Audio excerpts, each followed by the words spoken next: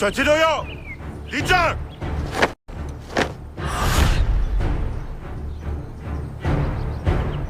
从左向右，报数。1号莫非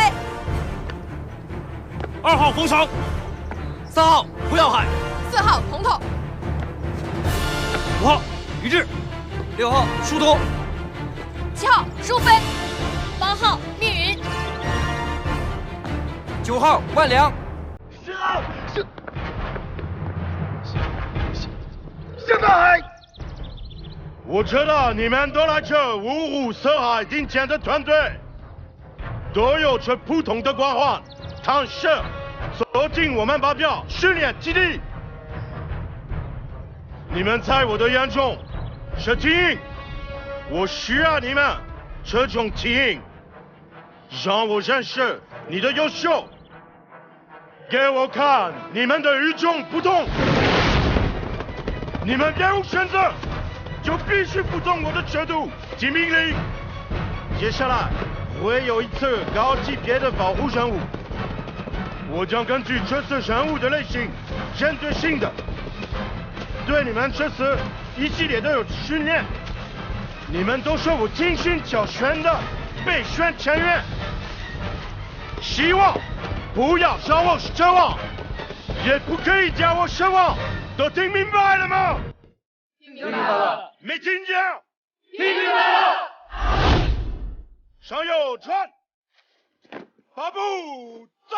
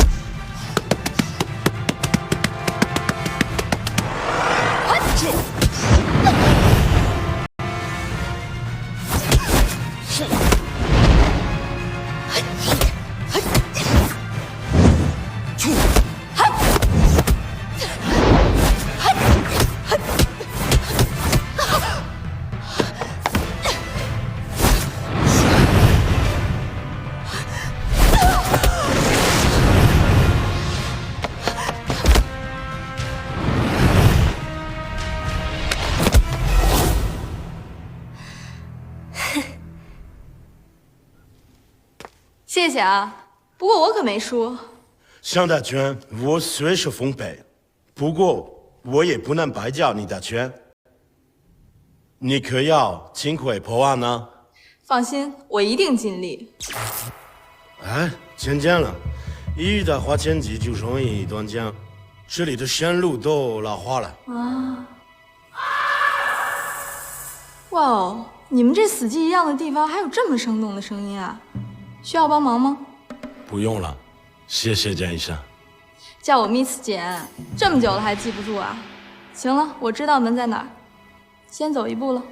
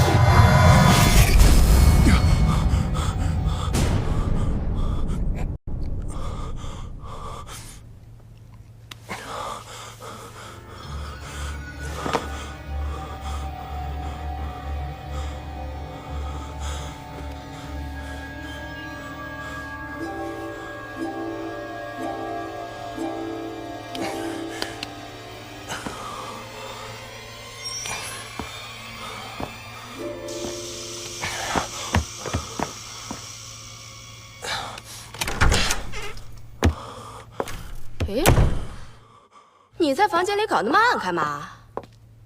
有什么见不得人的事儿吗？啊？来了。上面让咱们调查的那个案子，我已经去了解过了。情况好像有点复杂。我收集留下资料，您看看。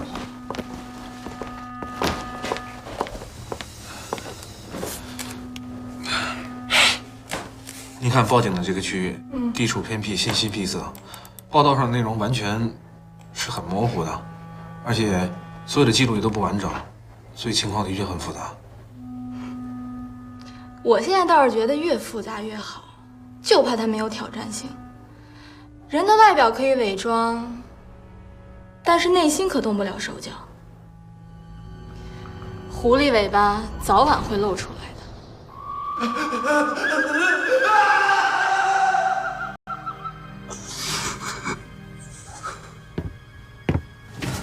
怎么样？最近训练累不累？哥，你手没事吧？这教练太狠了，像魔鬼一样。是啊，你赶紧去穿件衣服去。哦。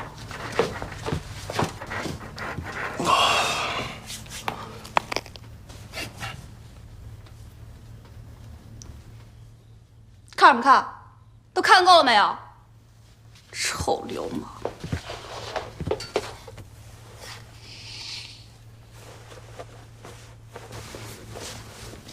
也不知道谁安排的房间，哎，怎么会有男的跟女的住在一间屋子里？上面还有监控，一点隐私都没有。怎么了？男女互助也是我们这次培训的重要科目。在未来的护卫任务中，你们可能和你们的目标任务24小时协助生活在一起。你们需要克服自己的种种不适应。这个科目更是考验你们的精力。向太，你刚才叫什么呢？怎么又是你？他怎么回事？刚刚停电，我们就听到一声尖叫，几秒钟后，他就跑回来了。直到你来，他都一直这个样子。谁能解释到底发生什么？全体都有！5分钟后，操场集合，明白了吗？明白，明白。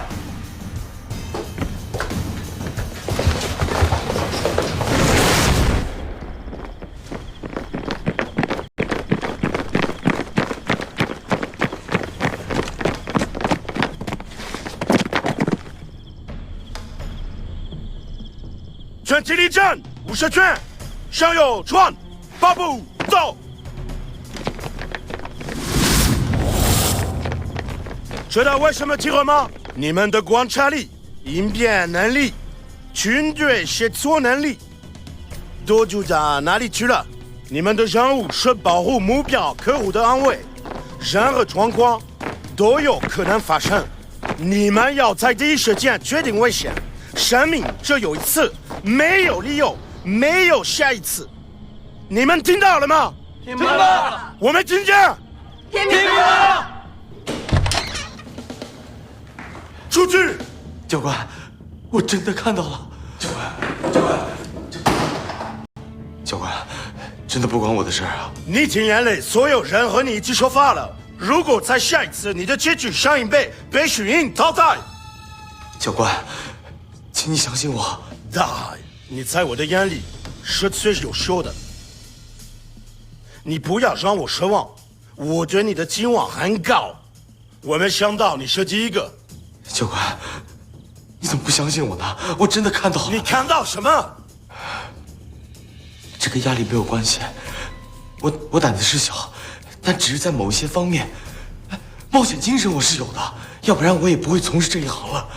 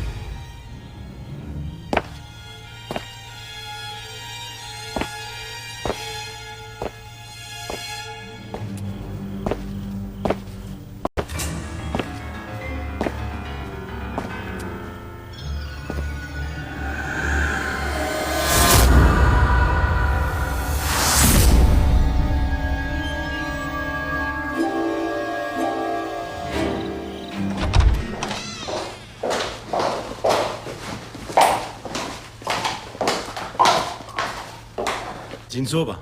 啊。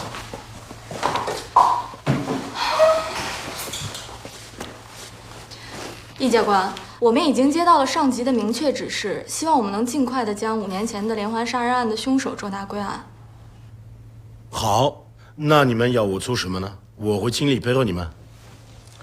首先，我们想了解一下你的这批精英学员他们的个人资料，还有他们的特长。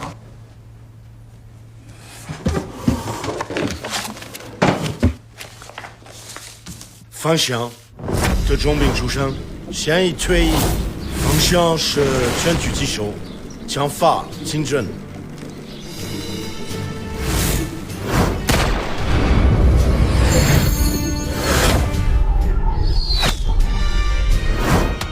立着上场格斗术，身体素质很高。苏菲和舒彤是兄妹俩，也统治女子和男子的3大冠军。命运没有特长，虽然恰小，但是全能型选手。可是他很不起眼，不要爱擅长耍枪，只要是工装武器都能成为其武器。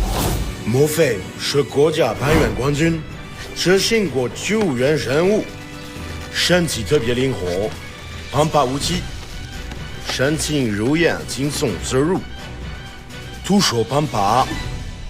动作极其迅速，无人能比，体力和能力都永远充足，专任此范围，使众多男性都望而不及，非常羡慕。还有向大海，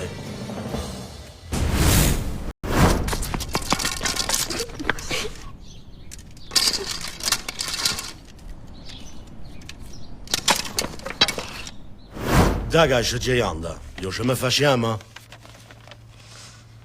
单从这些资料呢，还看不出来什么，具体的话还得再观察分析。本来是想请你来做心理辅导的，没想到你们是要来查车间的凶杀案。毕竟这5年来的5起凶杀案，到现在来说都没有线索，我们的压力也很大呀。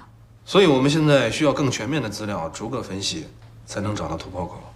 好。从现在起，我的学员们就交给你们了。好的，你放心。今天谢谢你了，易教官。那我们就先走了。还需要什么，尽管告诉我。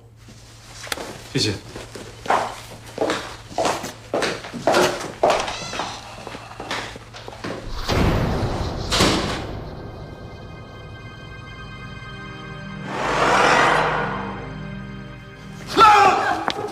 喊什么呀？你干嘛呀？没事，你在男厕门口。你是向大海吧？啊，你认识我？对呀。你找我有事儿？那要不我们换别的地儿说去吧？这儿不太方便。怎么了？上次我来水房，我告诉你，突然之间它就停电了，然后漆黑一片。我抬头一看，你猜我看到什么？一个白色影。你好。你跑什么呀？你别害怕，我是你的心理医生，我姓简，叫我 Miss 简就可以了。我也是你的心理医生。我叫叶大伟。你好。你好，你刚才一直在里边？对呀。啊，那你怎么不吱个声呢？我刚才在你隔壁，难道不成我们俩还要打个招呼吗？你太紧张了，那我们换个地方聊聊。走。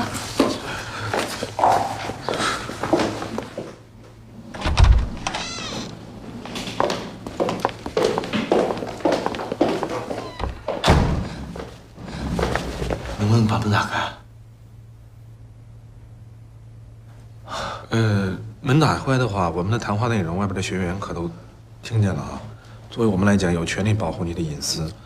当然，如果你有需要的话，我们无所谓。还是把门打开吧。好。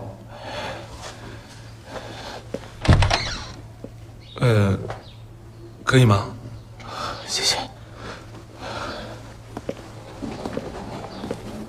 坐吧。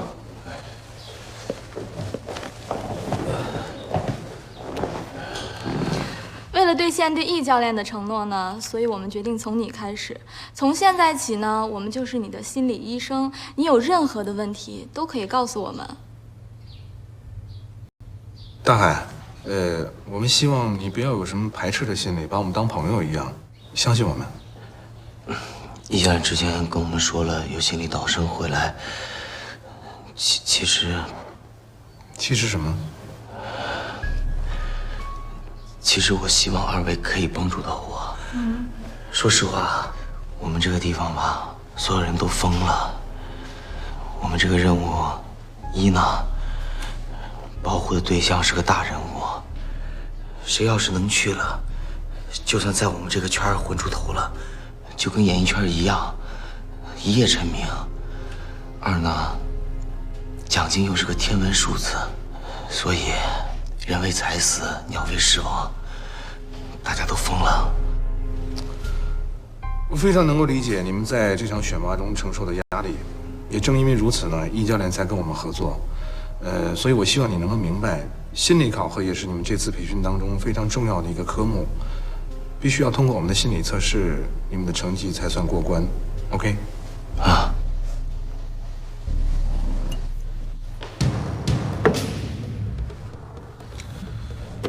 首先，我想请你向我们介绍一下自己，可以吗？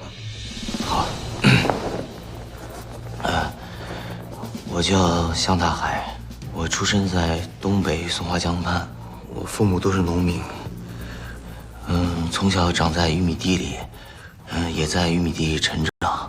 我在我们家附近种了一片向日葵，所以我还有个名字叫向日葵。向阳。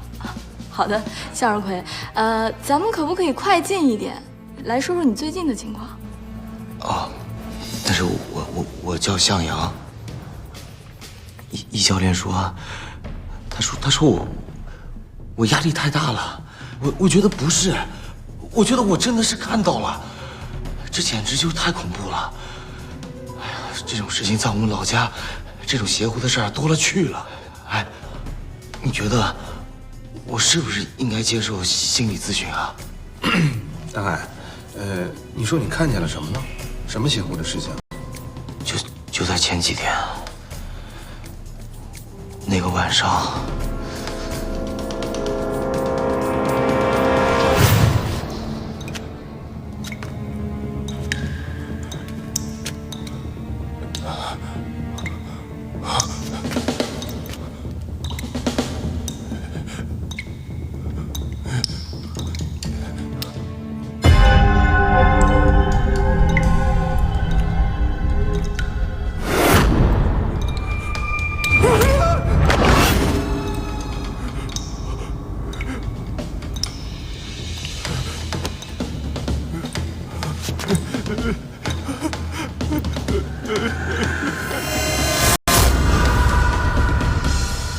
那么问题来了，我明明看见有人持刀行凶的，为什么易教练到现场恢复原样了，连一滴血都没有？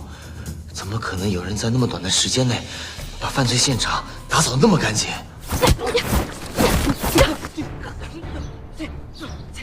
小心密云。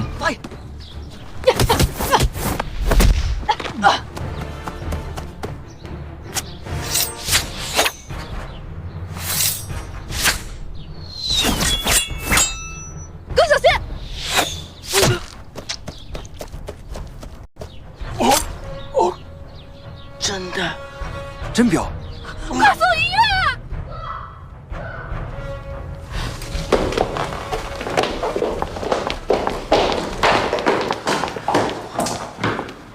快送医院！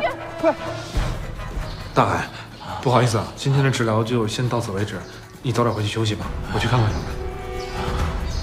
走。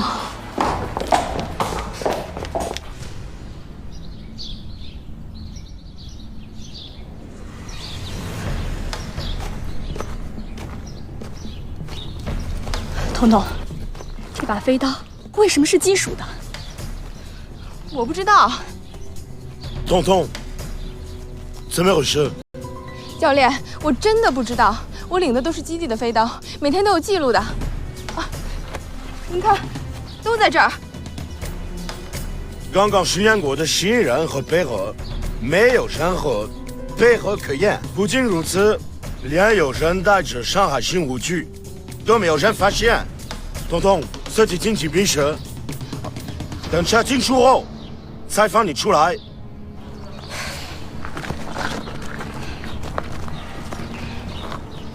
其他人休息吧。大伟，怎么着你倒是给句话呀？他们现在已经开始动手了，你不觉得我们应该更主动点吗？我是觉得越是这种时候，越不能忙中出错。我们这次面对的不是一般的对手，所以我觉得还是应该先回去用星海导航系统排查一下他们的心理状况，找到突破口以后，再制定个详细的计划。还等？再等下去还不知道会发生什么事儿呢。现在只是有人受伤，下次要万一有人死了呢？你不觉得我们现在太被动了吗？说不定我们正在被人牵着鼻子走啊！我知道，所以才这么说嘛。大伟，我知道你还没有从过去的阴影中走出来，可是如果我们现在不集中精力解决问题的话，就会有人因为我们而丧命啊！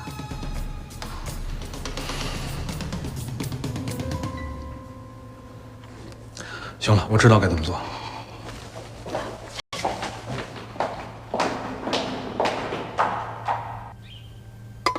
怎么会发生这样的事儿？这奇怪啊，彤彤的飞刀怎么会变成真的呢？这有什么可奇怪的呀？肯定是有人把这个刀调包了，因为咱们这里有人啊太想赢了。那你可要小心了，说不定下一次动手就动到你身上了。想赢也得有那个实力。哼，实力自然会有分晓。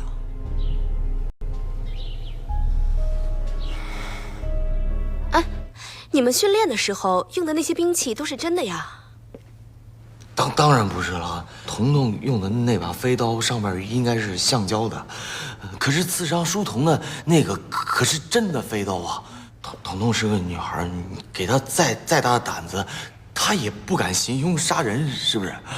更何况，那可是随身的装备，怎么可能随随便便就被人调包了呢？哎，我很想知道，你们是每次训练都这么玩真的吗？啊，差不多。易教练在每次综合训练之后，都会给我们加一个生存游戏，也就是点到为止了。但是也能分出胜负。他为了让我们随时都有紧张的压力。那现在就这么走了2个？啊，他们可是亲兄妹啊，一个走了，另外一个肯定不会留下。现在只剩下8个了。那你担心吗？我不担心，那是假的。你想想，书童那可是被抬出去的。你们这个可是高危训练呀，还没出训练营就这么危险。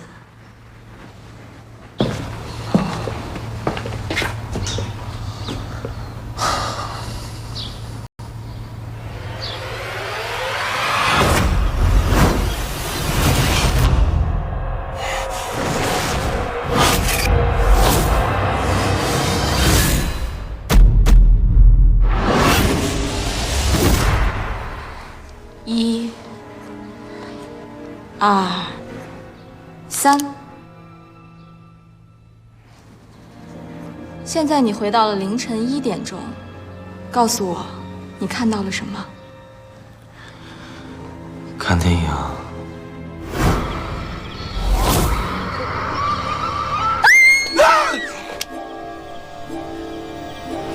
你叫什么叫？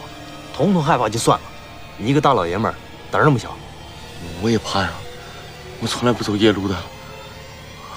对不起，对不起。后来我们玩游戏，我输了，所以他们就怂恿我去水房。他们都知道我之前在水房的遭遇，他们是故意的，所以我只能去了。真二，腿脚功夫差，这牌技也这么烂。给你个摄像机，你要把全程给我们录下来。《鬼影实录》看过吗？就要这个效果。记住啊，摄像机不要歪了，也不要挡着镜头。快去，快去，快去！认赌服输，快去！快去！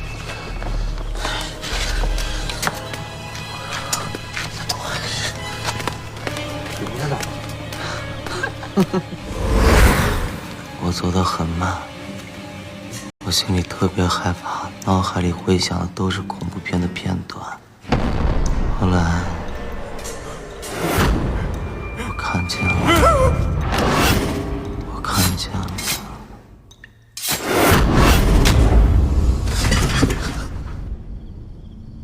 你谁呀？你谁呀？你为什么老是跟着我？你谁呀？啊？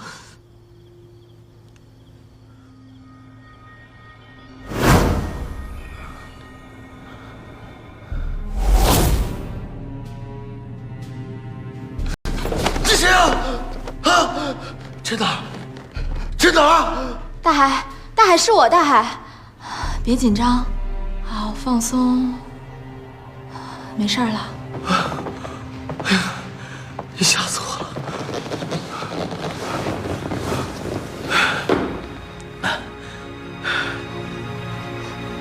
什么味儿啊？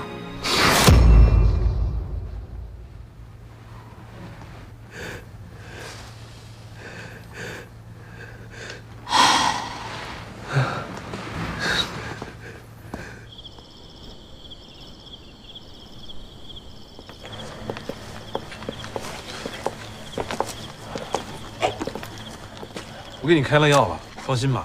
小便失禁呢，是因为你的心理压力太大造成的神经性的反射，吃点药，抑制一下就会好的。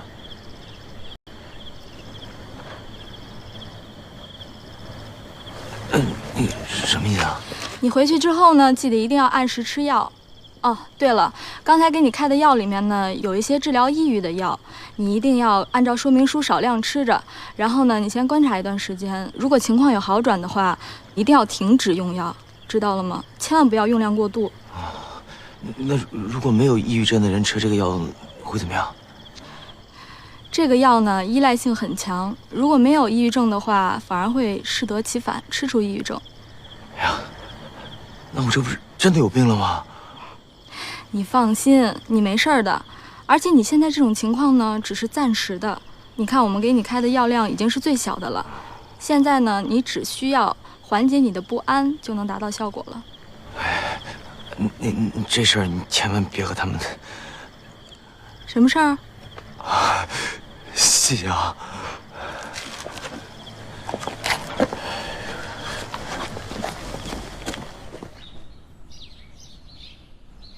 哎，我说咱们这教练也太狠了吧！他要是再让我这么练下去啊，反正我是快崩溃了。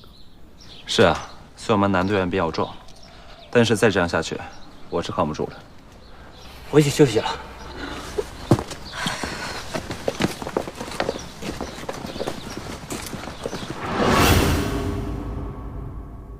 今天的训练是心理高压训练，Mr. 将会在一旁观看。这次我们的高压训练一定会给你们造成一定的压力，谢谢解决你们的心理问题。那位是？哦，这位呢就是向大海的哥哥，向太阳。大家也都知道啊，向大海最近的精神状态不是很好，压力有点大，所以呢，他的哥哥就不远千里的从东北老家赶了过来。从心理学上来说呢，亲人的陪伴是重要的良药，所以呢，向太阳先生，感谢您的支持。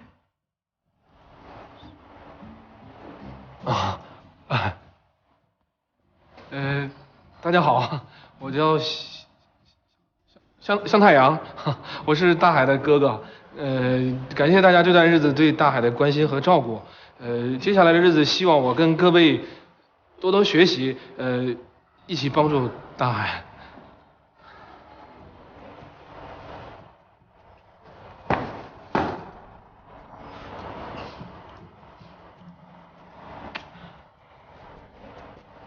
全体都有立正，一处出列，二处准备，现在开始。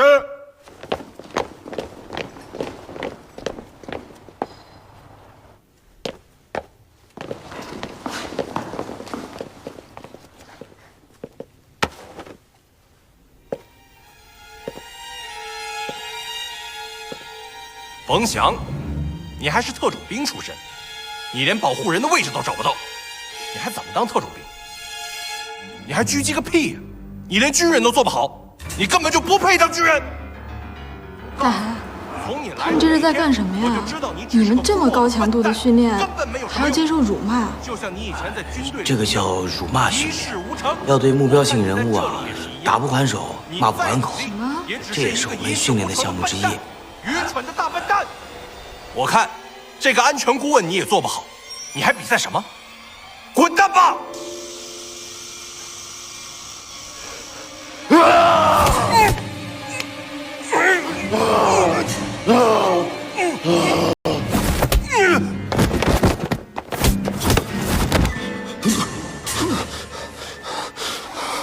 冯翔，冯翔，你现在看着我的眼睛，深呼吸，放松。你看看你周围的人，他们都是你的战友，都是你的朋友，在这里没有人会伤害你的。好，放松，放松。啊，没事了，来，起来。方向，你任务失败。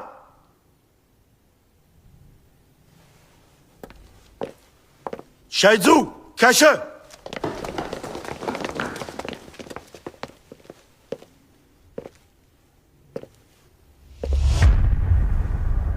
莫非，现在还没有比赛，你就紧张成这样，还怎么比赛？你还想拿第一？哼，你永远拿不到第一。就你这德行，回家算了。干嘛？握着拳头想干嘛？你要打我吗？要像冯翔一样打我吗？打我呀！来啊！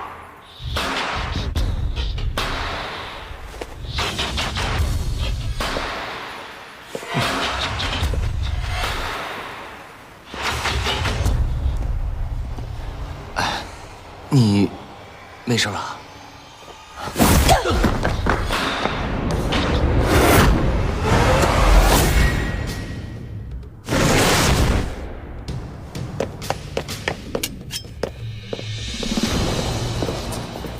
李志，这把刀是你的吧？你别告诉我是刚掉的。我真不知道我刀什么时候丢的。整个队伍全都在照顾你这个特种兵，只有你可以随身佩戴武器。毕竟你当过兵，毕竟你离不开匕首。可是发生这样的事情，你总得给大家一个解释吧？刀是我的没错，但我确实不知道什么时候丢的，而且也不知道它为什么会出现在那儿。李志，训练以后，你和彤彤一样关禁病。你的飞镖是不是你自己换的？怎么可能是我？我疯了，自己换自己的飞刀杀人，我是活腻歪了。那我还不知道我的匕首什么时候丢的呢。不是人为，哼，那就是真的活见鬼了。我们这里面有内鬼。没想到最近一下发生了这么多事，真令人难以猜测，到底是怎么回事？我记得冯翔是退伍军人。是，我和他严格来说还算是战友，一起上过长战的军人。我怀疑冯翔他一定在战场上经历了什么，他刚才的反应太过激烈了。从心理学上来讲，他的这种情况叫创伤性应激反应，是说他在过去遭受过刻骨铭心的伤害之后，再遇到类似的情况，他就会产生相同的恐惧感，以至于做出过激的自卫行为。好，我知道了。这几件的伤人事件，你们有什么看法吗？如果真是人为，我希望你们就快查出真相。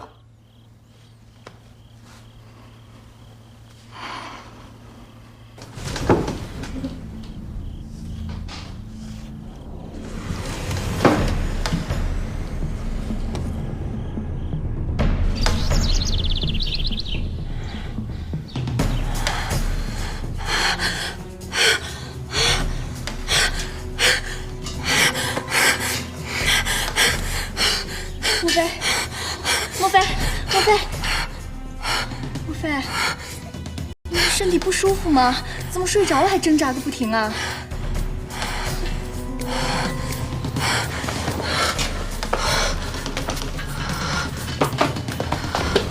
莫非，你是不是做噩梦了？你看你这黑眼圈都出来了。丁是你平时啊练得太用力了，心理压力太大。哎，莫非。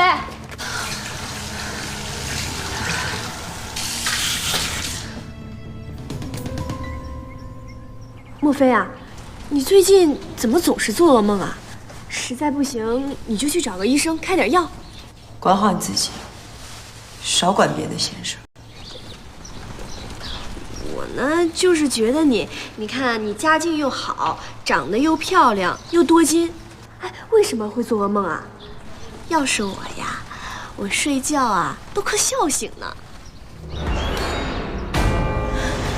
闭嘴，少烦我。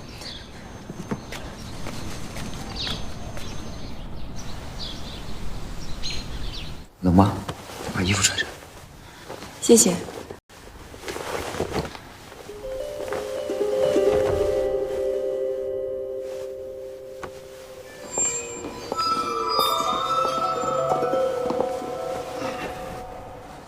下面，我们来调查一下前2天的伤人事件，叫大家坐在一起，就是互相作证，也为了互相举报，一切都是公正公开的。彤彤，你先说，你的飞刀是从你车里出去的，你怎么解释？教练，我提前1天就领了飞刀。哦，胡耀海可以作证。当时我们是在一起的。当天晚上，万良爬到我床上，我还用飞刀顶住了他的下巴。当时飞刀还是橡胶头的。没错，当时顶着我的是橡胶头的，不然我还能坐这儿吗？彤彤，有没有人动过你的飞刀？当天上午我没有带飞刀，是放在宿舍的。当天有没有人离开训练队伍？向大海一直不在。哦，我跟简医生在一块儿。易教练，第2个伤人事件就让向大海摊上了，应该不会是他，他哪能自杀呀？胡耀海，你被彤彤领的飞刀吗？是，我也是同一时间领的枪。当天还有谁去领过武器？我是去帮向大海领的弓和箭。我领弓箭的时候，胡耀海和彤彤都在。那你的匕首什么意思？我也不清楚。我的匕首一直在我身上，我都不知道什么时候丢的。那就是说，不是你放的吗？我要想害人，我会愚蠢的拿自己的匕首去害人。这不是此地无银300两吗？好了，今天没有什么问题，你们开始训练。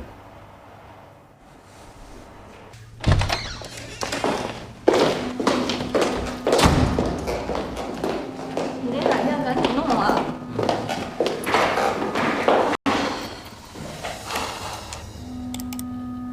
哎，姐，结果出来了。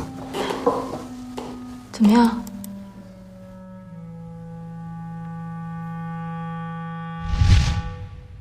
向大海这个胆小鬼竟然是高危人群，你这软件没问题吧？当然不会有问题。向大海最近受过强烈的精神刺激，所以有这样的反应也属于正常啊。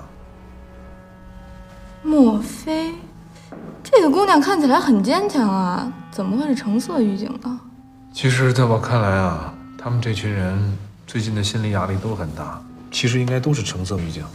所以说这里才需要咱们2个精英啊。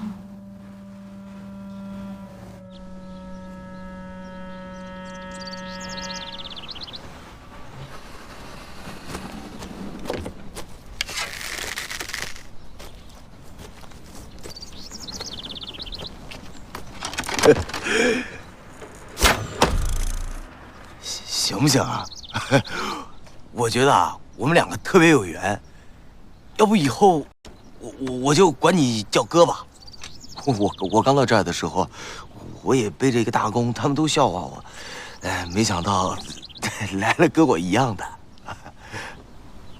哎，哥，那个东西啊，你不用调，我给你演示一个，你看着啊。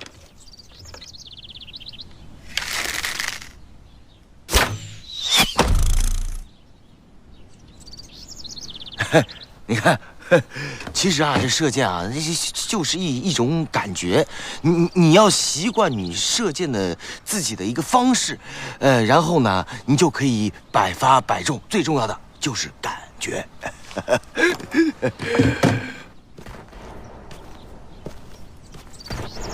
哎，隔壁是干什么的？那手枪馆啊，打手枪的。真枪实弹吗？哎，不是，差不多。我们这儿啊没有真枪实弹，但是我们基地有。哎，我们基地啊是专业的射击培训点。啊，谁在那儿呢？听着动静应该是冯翔吧？我跟你说啊，他枪法老厉害了，简直就是百步穿杨。有人自杀了！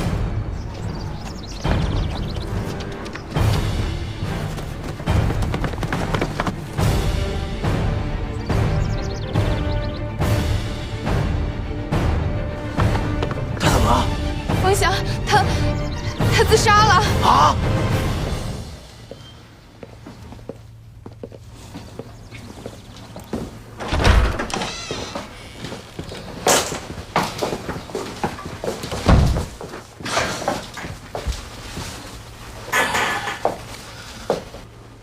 又死了一个。冯翔自杀了。早晚都要走的嘛，就剩7个了，就剩7个了。莫非你嘟囔什么呢？还不够烦的吗？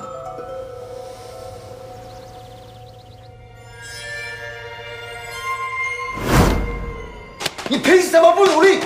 不努力好好学习，你必须是第1名。我们船长那么好条件，你对得起谁？第1名，第1名！爸爸，我以后会得第1名的，您放心吧。爸爸给你创造那么好的条件，就是让你成为别人的榜样。你要永远有一颗争取第1名的心。你要记住，在爸爸心里，你永远是第1名哦。爸爸，您放心，我永远在您心中是第1名。如果向大海不是幻觉，那么就真的有人是属于高危群体。现在至少已经2次了，属于崩溃的边缘时期，随时都有可能爆发。那你觉得这次跟这几次伤人事件有关系吗？关系是肯定有，但是我就是这儿没想明白。从病理上来讲，一个人情绪的爆发，那肯定是一种无意识的行为。可是你看现在的这些事儿，都像是人为刻意安排好的。那你觉得是一个人，还是？不是没有这种可能，但如果真是这样的话，那可就真麻烦了。我觉得我们现在应该把线索放在向大海身上，毕竟他才是我们的病人啊。向大海他……我觉得疑点还是在冯翔身上，应该追着他这条线索往下查。冯翔现在已经走了，他已经死了，我们的线索断了，怎么查？我知道，可……易教练。冯翔现在自杀了，他怎么会有这样的举动呢？他还是自己内心没走出自己的阴影，所以现在只要有人稍微暗示他一下，他很容易做出钻牛角尖的举动。前面的事情还没解决，现在又多了一件，你们在调查什么？你们在做什么？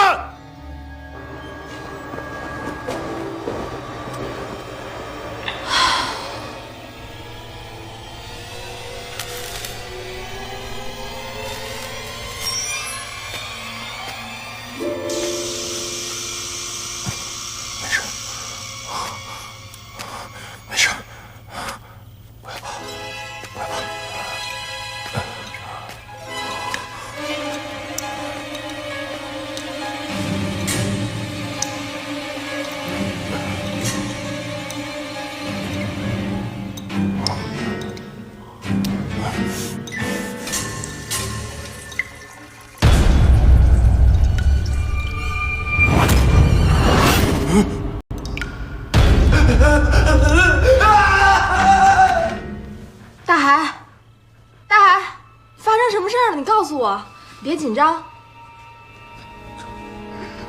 我觉得有可能的。你看到什么了？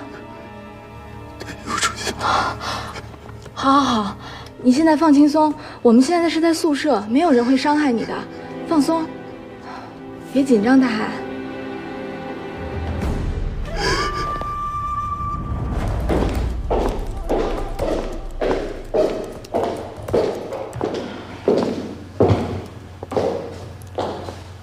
这么晚还不睡？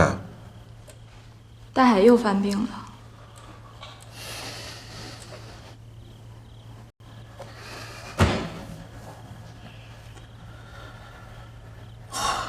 这两天发生的事儿太多了，真是有点担心。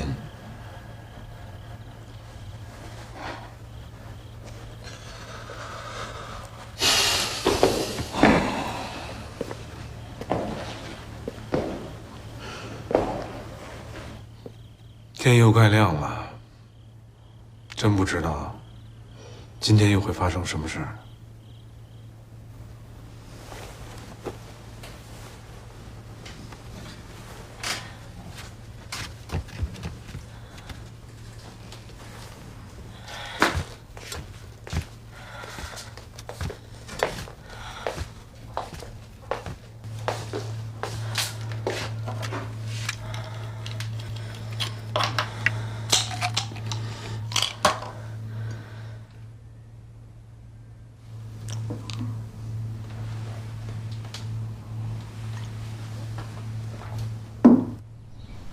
今天呢，由我来给大家主持晨话。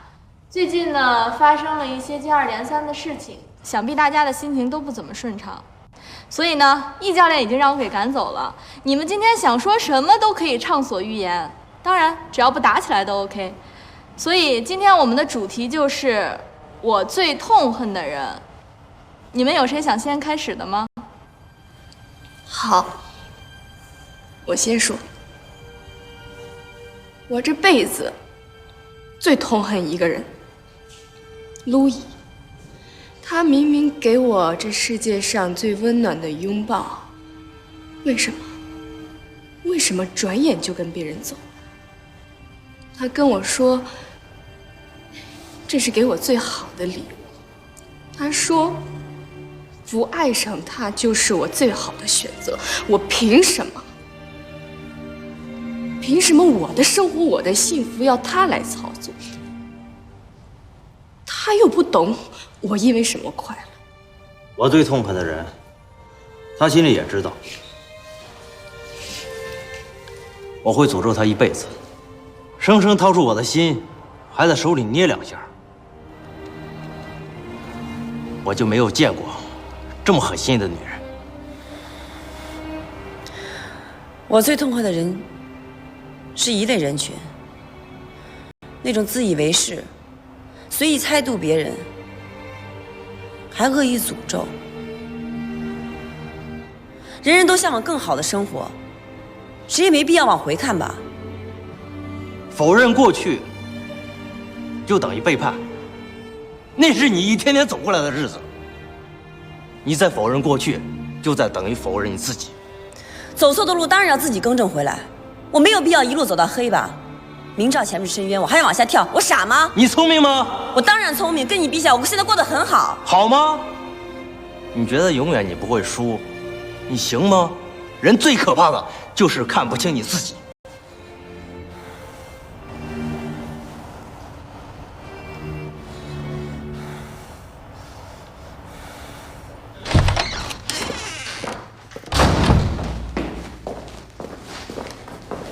哎，怎么着啊？有结果了吗？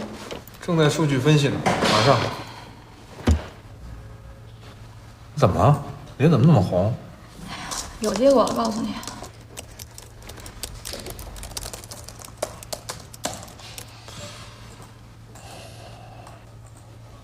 哎，有了，有了。是不是李志啊？你怎么知道？我就是在等你的结果嘛，有了结果，有了双重保险，我才好下结论啊。哎，对了，你知道今儿在晨会上发生什么事儿了吗？怎么了？李志和莫非吵起来了，我怀疑呢，他们俩之间肯定是恋爱关系，不过现在闹掰了。如果他跟莫非是恋爱关系，那么最近他们俩关系的崩溃可能会影响他的心理，使他达到临界值，做出出格的事情。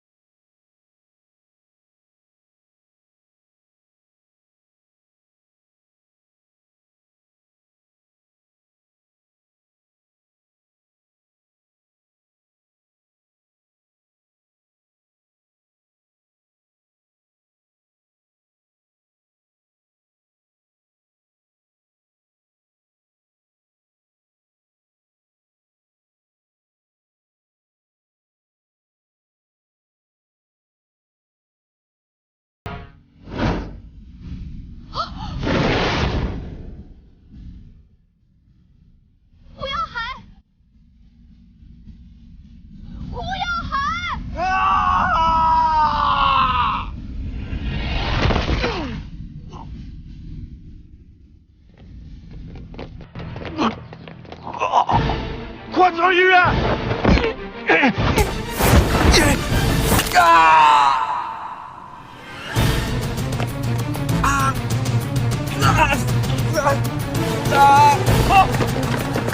怎么回事？就剩5位了，就剩5位了。李治，你也未免太着急了吧？格斗受伤很正常，这是淘汰的一条规则。哎，你淘汰万良，我无话可说。可是现在你的队友一个一个的都被淘汰了，你怎么解释？还有一个被你吓傻的向大海，那关我的事吗？今天攀岩是莫非的特长，平时也是莫非在管理攀岩用品。他那边出事儿，你怎么不质问他去？你少狡辩了！我告诉你，等我有了证据，小姐，警察局和神经病院，你随便选一个。来呀，住口！听我说呀，哎，我都跟你说了，李治那个人绝对有问题。你刚才拉我干什么呀？啊？你看的那个眼神是正常人的眼神吗？哎呀，是个人都看出来了，我是让你别打草惊蛇嘛，是不是？我告诉你，我在莫非那儿有发现了。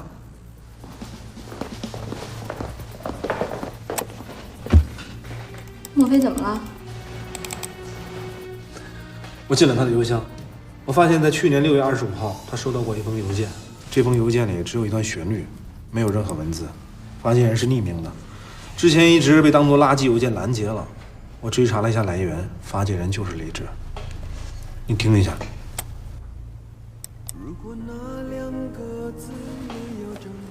这首歌不就是陈奕迅的《10年》吗？10年前，他们应该是分手的状态吧？那发首10年想说明什么呢？怀念吗？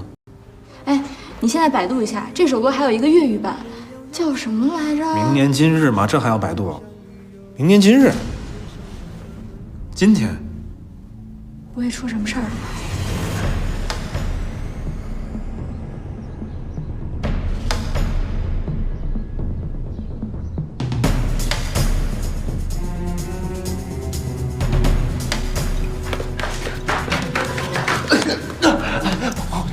我求你了，别让我进去，我害怕。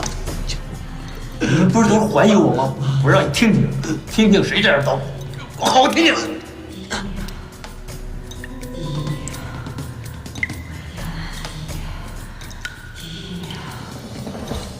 如果真的是李治的话，那我们就可以排除癔症性精神障碍，也就是梦游症。梦游症患者只能简单的完成一些无意识的动作。我那天碰见李治，我确定他是有自主意识的。可是咱们怎么样利用这一点抓住凶手呢？循序渐进。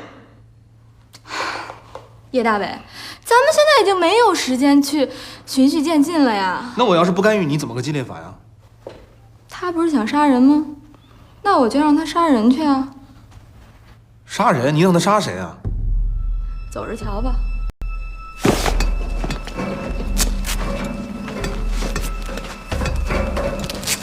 真想不到啊，走到这一步，就我们几个人了，有点阴盛阳衰呀。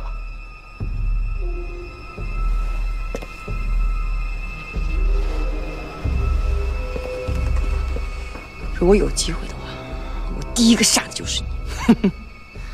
照你的意思，被抬走那些人是你干的。不要这么早下结论，你们谁都有可能。哎，向大海啊，你好点了吗？我没事啊。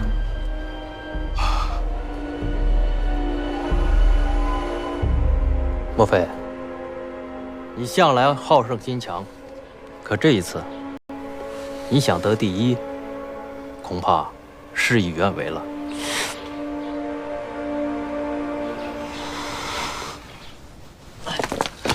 李晨，我不去，你不都说他有病了吗？向大海，刚才可是你信誓旦旦的答应的我啊！不是李智，真的不是。是不是？你试试不就知道了吗？我们现在是在帮你解决问题，事到如今，所有的一切不都是因为尿裤子的你吗？你不要相信他的鬼话，我只相信事实。我告诉你啊，你要是再磨叽的话，我现在就把你尿裤子的事实大喇叭广播出去。好，大海，大海，你别担心了，我们就在你后边跟着，一定不会有事儿的，相信我们，好不好？拿着。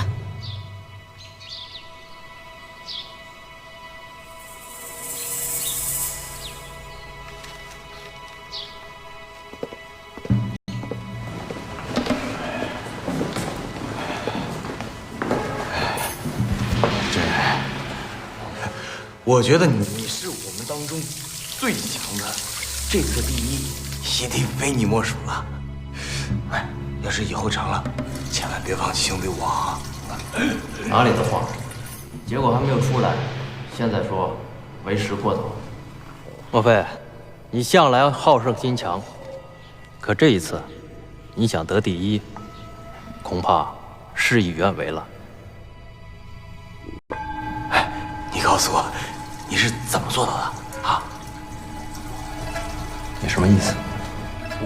我说那些抬走的人，你还不相信我？事实都让你看见了。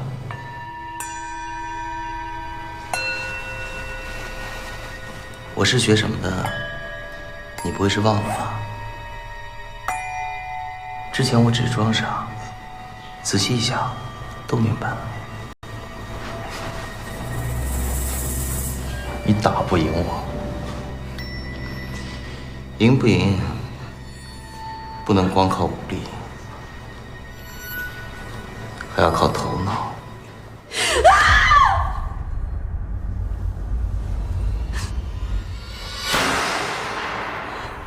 你为什么总是会输？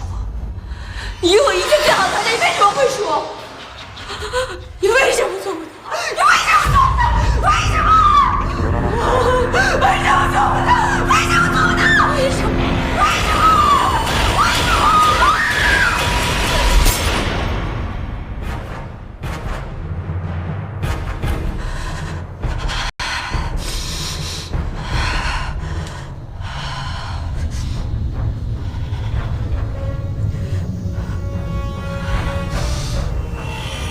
可这一次，你想得第一，恐怕事与愿违了。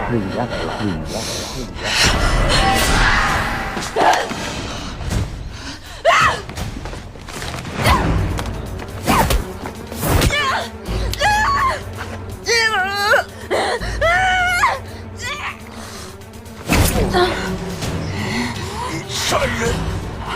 我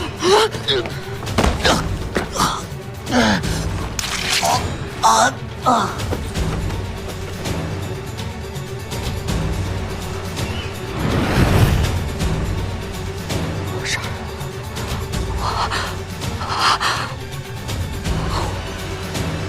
我杀人了！我杀人了！大海，大海，对不起，都是我的错，对不起啊！我知道我自己有问题，我知道我自己害怕失去，我为什么害怕输？我每次都逼自己，一次次的清醒的认识到，可是别人帮不了我。每次，我真的没办法。什么情况？对不起啊，你们要再给我一次机会的话，我一定不会这样做，我不会这样做了。大海，我对不起，我对不起你们每一个人，对不起，对不起，对不起，对不起你们啊，对不起。大海，你醒醒，你醒，你快醒醒，快醒醒！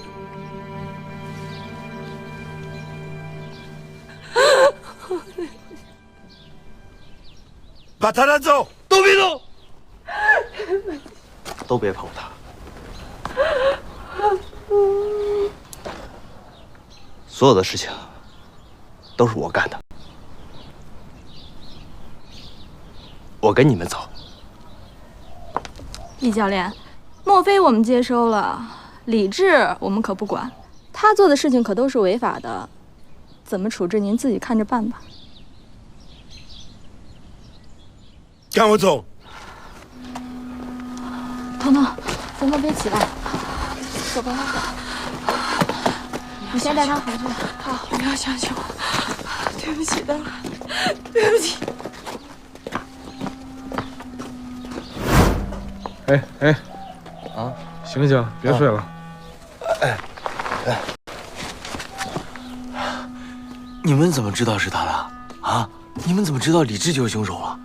很简单，他发现了莫非的行为被你误以为是闹鬼事件，于是他就利用了这一连串的事情，制造了伤人事件，而且想把伤人事件变成一个永远解不开的谜局。啊，可是杀我的是莫非啊！哎，他完全可以逃出嫌疑的，他怎么把所有的事情都扛下来？我想李治这么做都是为了莫非，因为他知道莫非想在这次比赛中获得第1名。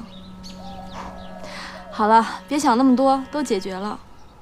密云，哎，你先带大海去休息，我们去看一下莫非。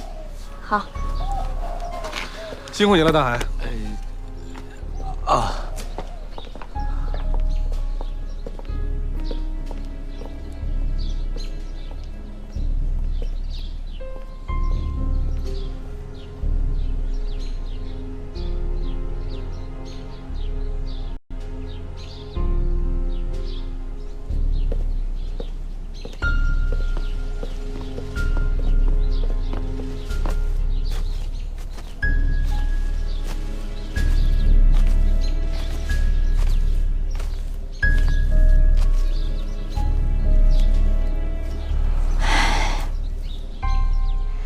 哎呀，5年了，这第5年不是一样都过来了吗？我早就说过，这赢与不赢，不光靠武力，还要靠智慧。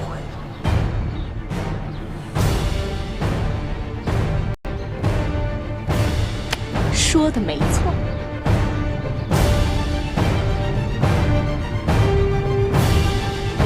你说的没错。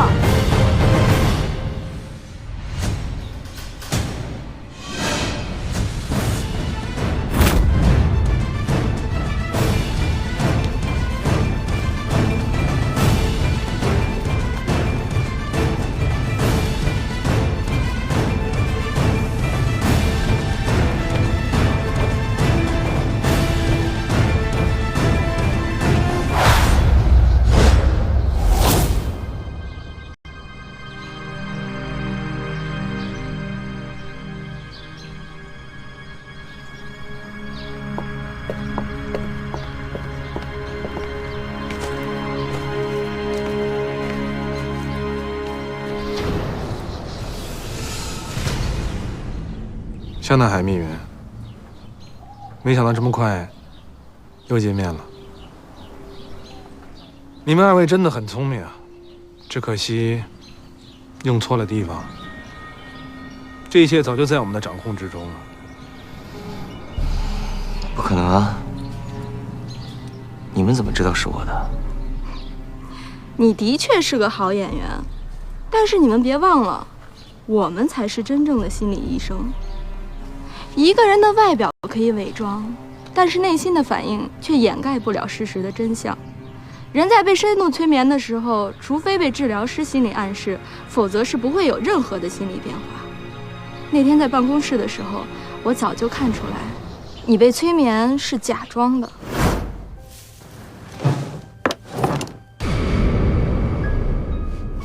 还有，你太急于知道这件事情调查的进展了，你一直在偷偷的监视我们，但这一点恰恰说明了，在你内心是有鬼的。我觉得我们现在应该把线索放在向大海身上，毕竟他才是我们的病人啊。向大海他，我觉得疑点还是在冯翔身上，他的问题比较大，所以应该追着冯翔这条线索往下查了。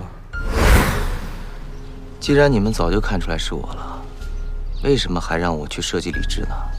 因为我们也在设计你啊，我们给了你一个漏洞百出的方案，如果你心里没鬼，你一定不会去执行。可是，你居然没看出其中的漏洞。我想，就算莫非刚才不冲出来，你也自己替李智准备好了要杀你的凶器吧？你的智商的确很高，一开始就装傻充愣地将自己置身事外。可是你早就已经看到莫非在水房发病的过程，你不仅利用了莫非的病制造了鬼的故事，还利用了李智对莫非的感情，制造了一连串的设计。有点不太对劲啊！我觉得莫非是不是喜欢上万良了？哎，我上次跟那个万良在过道上溜达，看见莫非跑过来了，脸红了就跑过去了。聪明反被聪明误啊！你太想设计了。不过你小看了我们的专业性，为了让你露出马脚，我们就将计就计，陪你一起演完这出戏。但是我的确看到他们都已经死了呀。你确定你看到全部了吗？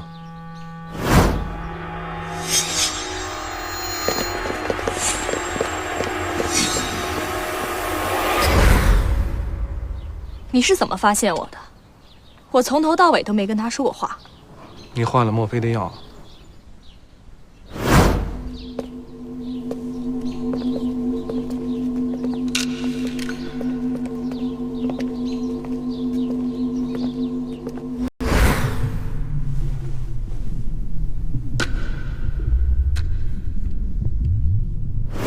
而且，也是你最先发现莫非和李智之间的感情的吧？